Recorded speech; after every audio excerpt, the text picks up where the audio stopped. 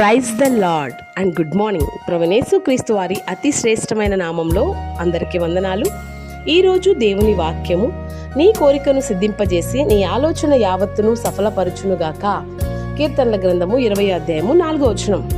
అవునండి, మనకు అనేక కోరికలు అనేక సమయాల్లో కలిగి ఉంటాం.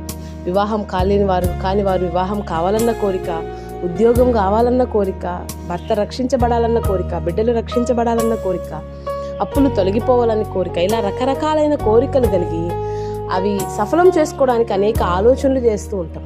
అయితే ప్రభువు సెలవిస్తున్నాడు, ప్రభువు సన్నిధిలో నీ కోరిక ఏదైనా నా కార్యం సఫలం చేయి దేవునికి నేను మొరపెట్టుచున్నానని కీర్తనకారుడు అన్నట్లు నీ యొక్క కార్యాలు సఫలం చేసే దేవునికి నీ కోరికలను తెలియజేసి ప్రార్థనలో ప్రభువు చేతిలోను పెట్టినప్పుడు ఆయన తన నిర్ణయ కాలంలో నీ కోరికను సిద్ధింపజేసి నీ ఆలోచన యావత్తూ సఫలపరుస్తాడు. దేవుడి మాటలు దీవించునుగాక. ఆమేన్.